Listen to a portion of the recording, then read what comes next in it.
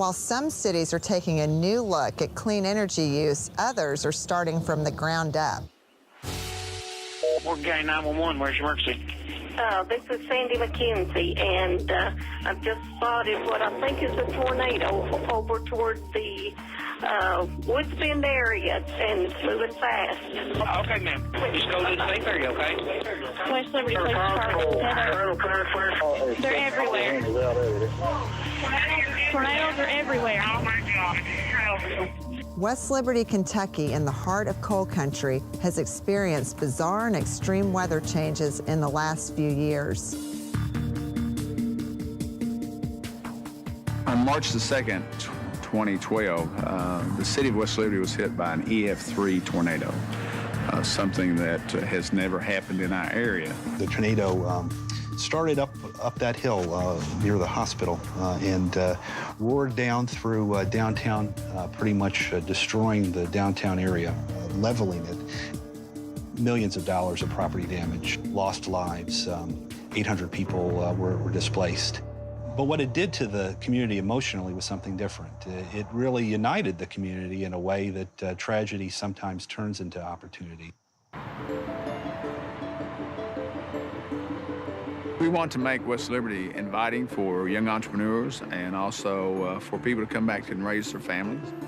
Greensburg, Kansas is another example of a small town with a similar idea. Now, they did theirs first, but they were destroyed in a similar way through tornadoes, and they rebuilt as a green town. And they've demonstrated that not only are they saving residents on their utility bills, but they're now a place where people want to visit to check out this model village. And they are a model for the rest of the country, and that's helped boost their local economy as well. We hope the same thing happens to West Liberty.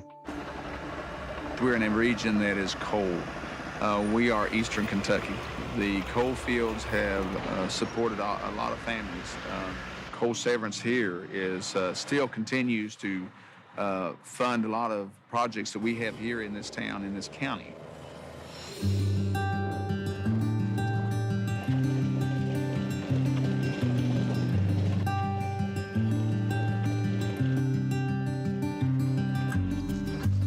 I worked as an underground coal miner for about 6 months in 2005 to 2006.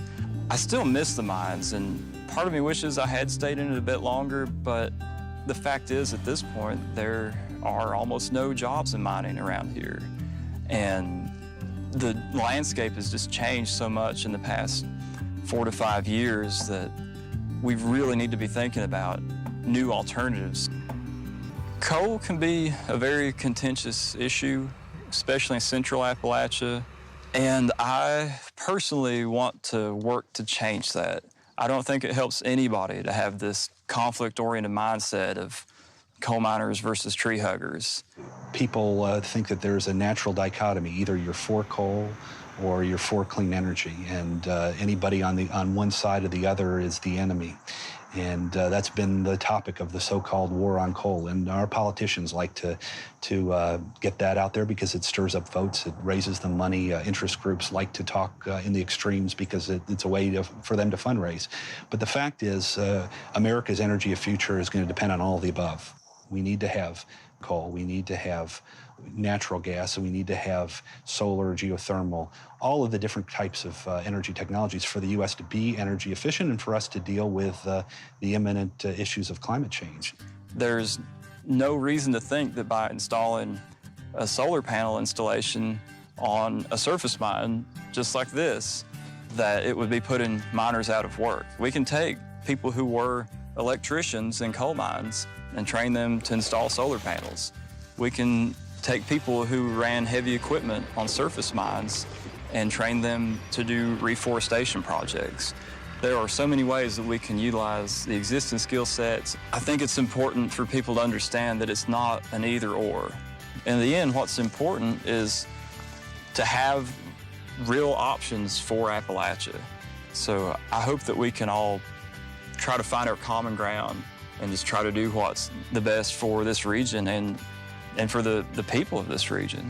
People understand that if we use energy more wisely, if we're more conservative and we take care of our resources better, then that's a win-win for everybody.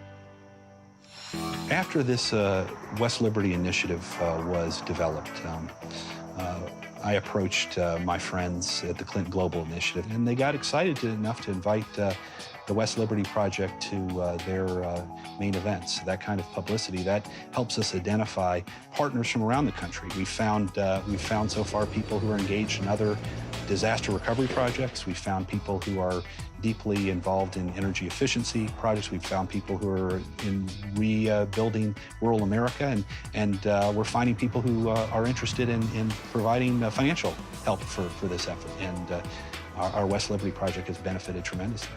Our next step is to raise $500,000 to build 4 site-built homes that will be zero net energy, using solar, geothermal, energy efficiency elements to ensure that the families that live there won't pay a dime in energy bills, which is pretty exciting. And then we're going to be putting together a energy efficiency dashboard that will be monitoring all the energy use in all of these homes that will be downtown, as well as on the web for folks to watch those savings. We're hoping to get partners all over the country join us in helping make West Liberty a model for the rest of the country. Green Forest Work has a model for restoring old mining sites by replanting native grasses and trees.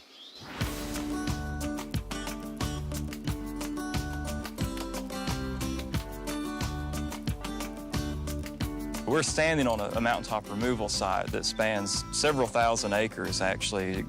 The species that are planted here after the mining is finished are really meant to stabilize the ground and control erosion to some extent.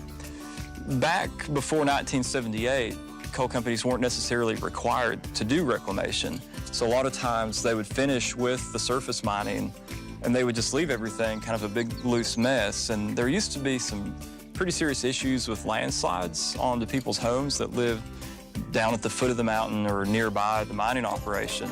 At first it was just plant something that'll grow quickly and easily that will supply some kind of food source for wildlife. But what we found is that the amount of species diversity that those kinds of species will support is way, way, way less than what was here before. So that's the focus of Green Forest Work, is to come back to these lands that were already surface mined and already reclaimed, and to use a special approach to be able to get the native species growing back and to have a much greater amount of carbon being stored in native high-value hardwood trees. If you're concerned about your carbon footprint, one of the most direct and effective ways you can address that is to physically put some trees in the ground.